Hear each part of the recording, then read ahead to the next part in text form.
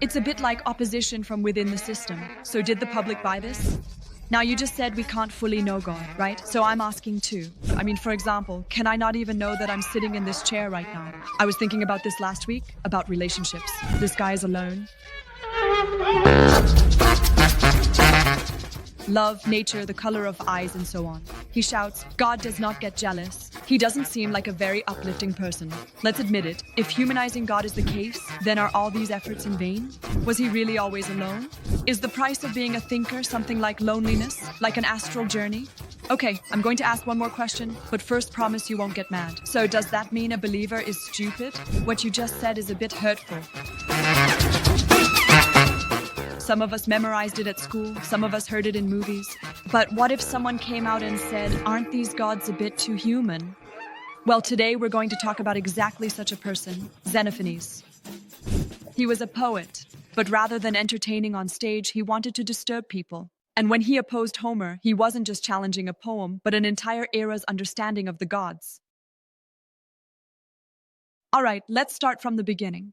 Did Xenophanes really oppose Homer? Yes, but what he opposed wasn't so much Homer's poetry itself, but the images of the gods that those poems created. In other words, it was actually the picture of the gods that had formed in people's minds. But what's so wrong with that picture? The gods get a little jealous, a little angry. I mean, they almost behave just like us. That's exactly what Xenophanes objected to. If the gods act like humans, does that elevate them or bring them down? He said, Homer and Hesiod attributed to the gods all sorts of human crimes. Crime? Do gods commit crimes? According to the poetry of that era, they did. They would fight, lie, and get jealous. But Xenophanes found this unacceptable, because making God so similar to humans actually strips him of being God. Xenophanes, who lived around 600 BC, realized that the admiration for Homer's poetry was not being subjected to critical scrutiny, and he thought that people were sanctifying not the gods, but the poems themselves. But if everyone at that time regarded poetry as sacred, what gave Xenophanes the confidence to speak so plainly? Fakla, his understanding of God was based not on people's emotions, but on rational thought. For example, he said, if oxen had hands and could draw pictures, they would depict their gods as oxen. So, does everyone imagine God to look like themselves? Yes. The Thracians, for instance, imagine their gods as blue-eyed and blonde. Ethiopians have dark skin and broad noses. According to Xenophanes, this is a problem of projection. We are not looking at God, but at our own image, and this might be the greatest misconception of faith. Interesting. So, the poems that describe God might actually be describing us. And maybe that's why Xenophanes, through poetry, wasn't speaking about God, but was speaking about us with God. But wait, now something's bothering me. This man both writes poetry and criticizes the gods. So what were people supposed to think when they listened to him? Was he a poet or a dissenter? Did he himself know what he was? Actually, even time itself couldn't fully answer that question. Some considered him one of the first philosophers, while others saw him as merely a sharp-witted poet. But he wasn't concerned with placing himself in any particular category. He cared less about where his words landed, and more about what was understood from them. So he says serious things, but also speaks in rhyme. Almost like someone who keeps a rhythm even while criticizing God. Maybe, for him, rhythm was the sharpest way to convey the deepest ideas. Remember, in that era, not everyone was a philosopher, but everyone listened to poetry. If you wanted to get your ideas across to people, you had to appeal to their ears. And Xenophanes' poetry was more of a challenge than a melody. But when I think of a poet, a completely different figure comes to mind. Love, nature, the color of someone's eyes, and so on. But this guy is shouting that God does not envy. He doesn't seem like a cheerful person. In fact, you could say his aim was not to uplift people, but to shake them. In his poetry, beauty does not compete with meaning. Every line is meant to crack a wall. What I just said sounded a bit like an aphorism. Xenophanes himself was a bit like that too. He doesn't build a complete system, but every sentence of his shakes up your thinking. So maybe the question of whether he's a philosopher or a poet is unnecessary. Because with those two words, he was doing just one thing: questioning. So we can't put him in a box. But still, it's obvious that he acts like a poet and thinks like a philosopher. And that's exactly why he wasn't forgotten. He didn't just think, he managed to make others think as well. Okay, what I'm about to ask might sound a bit silly, but why do gods always look like us? I mean, why does a god have 2 arms, 2 legs, a nose, and so on? Because that's how we are, and the human mind tends to shape what it doesn't understand into something familiar. That's why we always make God resemble ourselves. Xenophanes was pointing out exactly this. What did he say? He said this: if oxen had hands and could draw, they would draw their gods to look like oxen. So it's not just about us. Every being imagines the sacred in its own image. But then, how else can we think of God? If we don't have eyes, how can we conceive of something that sees? That's exactly why Xenophanes' God cannot be described. He was neither born nor would he die. He does not think or speak like a human. If there is a God, he must be completely different from us. And this idea was like a precursor to the later concepts of a singular and transcendent God. But doesn't faith weaken when you say God is not like humans? Weren't the gods supposed to be close, like at home? Yes, people want gods who are close, who resent, get angry, and forgive. But according to Xenophanes, that's not faith, it's projection. Let's admit it. Anthropomorphizing God is partly just a habit. And partly a matter of convenience. Because if we imagine God as someone who thinks like us, we also think we can persuade him. But what if God doesn't think like us? Then all those prayers might just be monologues. Maybe so. And that's why Xenophanes questioned not only God, but also our knowledge about God. Maybe we'll never truly know God, but at the very least, we can stop considering the God we've invented ourselves as sacred. Now, I don't quite understand. All right, the gods don't resemble us. But according to Xenophanes, what does God look like? He doesn't resemble anything, because resemblance imposes limits. Xenophanes' God is a being that is unborn, unchanging, and unmoving. He neither changes place in space nor transforms over time. He is a single whole and knows everything at once, hears everything at once. It's a bit unsettling. It's like being watched, but you can't tell who's watching you. Because his God is not just invisible, but also incomprehensible. He is not in human form, he does not speak, but he knows everything. That's why, according to him, God can only be one. Multiplicity brings division. But God cannot be divided, he is whole. But then, how are we supposed to have a relationship with this God? If we can't pray, if there's no response? It's a bit like God exists, but doesn't care. For Xenophanes, the issue is not about relationship, but about conception. Trying to understand God is not about translating him into our own language. We need to think of him as he is. But perhaps this understanding will always remain incomplete. So, does that mean all these efforts are in vain? Maybe not. While Xenophanes says that we can never fully know God, he still implied that thinking about him is valuable, because this effort distances us from illusions. So instead of asking who is God, should we be asking how do we imagine God? Exactly. And Xenophanes showed just how personal, how cultural, and how limited these imaginings are. That's why his God was silent yet said so much. But what if perhaps this God can hear us, but we can't hear him? In that case, all that's left is to think. Now you just said we can't truly know God, so let me ask you this. So what can we know? This is where Xenophanes' most radical side begins. According to him, no human can possess certain knowledge. Nothing at all? I mean, for example, are you saying I can't even know that I'm sitting on this couch right now? You can feel it, but you can never be certain how much that feeling corresponds to reality. According to Xenophanes, when people say something, it might be true, but they can't claim to know it. That's really frustrating. So one day I might think I'm right, but in reality, it would just be a lucky guess? Yes. Xenophanes says, even if we happen to say what is true, we can never know for certain that we have done so. I thought about that last week in relation to relationships, but no one called me a philosopher.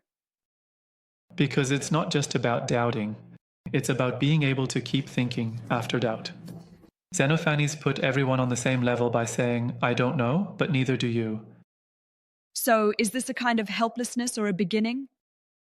For him, it was a beginning. Reaching the truth is difficult, but not impossible. You just shouldn't be too ambitious. If thinking is a journey, Xenophanes knew he was at the beginning of the road, not the end. So this is a kind of wisdom too, isn't it? to know that you do not know. and to remind others that they do not know either. That's why sometimes the only real thing is doubt itself. Everything you've told me so far has always given me the same feeling. This man is alone. Neither the people truly understood him, nor did the poets love him, nor did the philosophers claim him as one of their own. Was he really always alone? Xenophanes spent his whole life on the road. He was exiled from Colophon. After that, he wandered from city to city. He recited his poems in public squares, but most of the time he was met with silence rather than applause. Sometimes I think, no matter how powerful an idea is, what difference does it make if people don't want to hear it? I guess the price of being a thinker is loneliness. Sometimes, yes. Xenophanes shared his thoughts not in palaces, but in marketplaces. As he carried his ideas from place to place, he himself never stood still. And this journey was not just a physical one. What does a non-physical journey mean? Is it something like astral travel? To speak without feeling a sense of belonging anywhere means to be freer, but also more vulnerable. His philosophy did not lean on the support of crowds. He relied on nothing but his own mind. It sounds brave, but part of me feels sad about it. I mean, being brave enough to argue with the gods is one thing, but doing it alone is something else entirely. And maybe that's why his poems contain both certainty and melancholy. On the one hand, he is resolute. He says the gods are misrepresented. But on the other hand, he reminds us how mistaken humans can be. So maybe for him, philosophy was not just about thinking, but about having the courage to speak without feeling like you belong anywhere.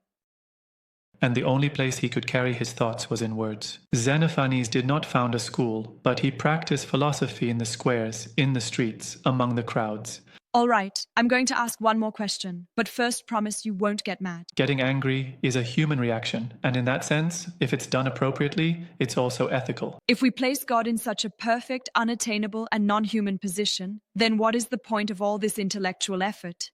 If our minds will never be able to comprehend him, then isn't the idea of God perhaps just a proud form of surrender? Xenophanes' aim was not to defeat God, but to avoid misunderstanding God.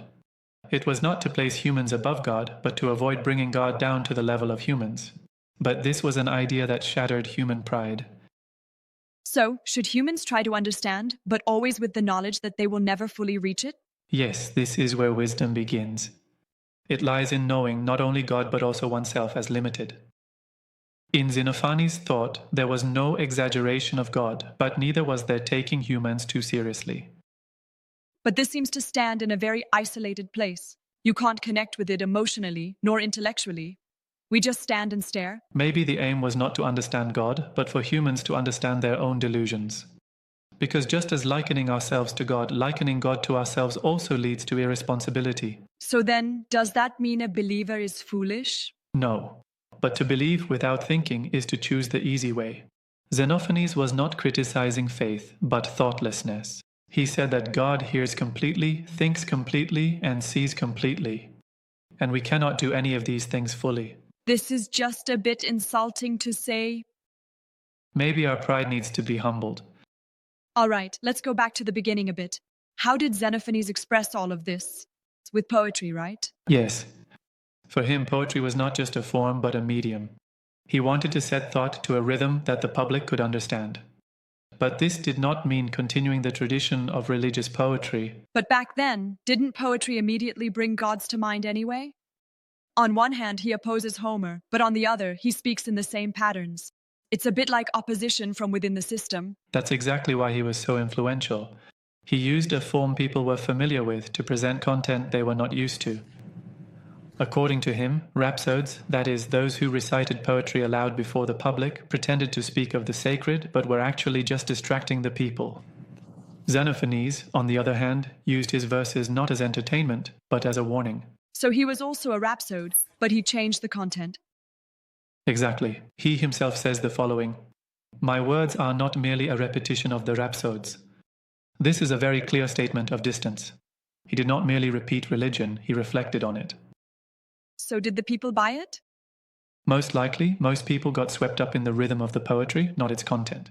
But some noticed, and that noticing was enough. So not every poem casts a spell, some break the enchantment. Some poems burn. And Xenophanes sometimes said that we should warm ourselves not with faith, but with thought. What I've explained so far surprises me. Because why would someone with such powerful ideas not found a school? Why didn't he form a community around himself? Because Xenophanes was not a system builder, but a shaker. He targeted the flaws of civilization. He was a beginning. He paved the way, but he didn't choose who would walk that path. But still, you speak as if his influence was great. Because some influences don't come directly, but deeply. Xenophanes laid a significant intellectual foundation for Parmenides. Parmenides' idea that there is only one reality, unchanging and indivisible, carries traces of Xenophanes' understanding of God. So can we say that Xenophanes is the dark ancestor of philosophy? Not dark, but perhaps overshadowed. But sometimes shadows tell more than shapes do. So, was Parmenides his student? We have no evidence that he was a direct student. But their ideas are so similar that it's impossible to ignore the influence. While Xenophanes spoke of the one God, Parmenides spoke of the one being. One opened the metaphysical door, the other walked through it. So it's like a kind of chain of thought. Exactly. Later on, Hegel would call this the universal spirit of reason. The echoes of the questions Xenophanes asked resonated within the walls of the Eleatic school. He may not have shouted, but his voice lasted a long time. Strange. We've said so much, but I still feel as if Xenophanes remains somehow hollow. He neither established a complete system, nor gave clear answers. It's as if he always left things unfinished. Because his goal was not to complete, but to initiate. He wanted to take the sacred out of its untouchable state and make it something to be thought about. With every question, he created a rupture, but he never put all the pieces of the puzzle together. He left behind not answers, but echoes. So, what do you think he would say if he were alive today? I mean, in this era, among these crowds, amidst all these screens. He would probably remain silent again. But with a single sentence, he would stop us in our tracks. Maybe he would say something like this. Only God knows, or maybe even he doesn't. I think he's still speaking. But to hear him, ears alone aren't enough. You need to stay for a while. With those who wish to stay, we walk toward the next thought. So if everything is changing, are even the things we're saying fixed? For some questions, it's not Xenophanes but Heraclitus who answers. Xenophanes' voice was neither widely heard nor often repeated. But he was the first step of thoughts whose echoes would last a long time. Do you think we are truly searching for God, or are we merely continuing to speak with our own reflection? In the next episode, we will focus on Heraclitus and his dark world. We will follow the traces of his ideas, which inspired Nietzsche and many modern philosophers. Don't go anywhere.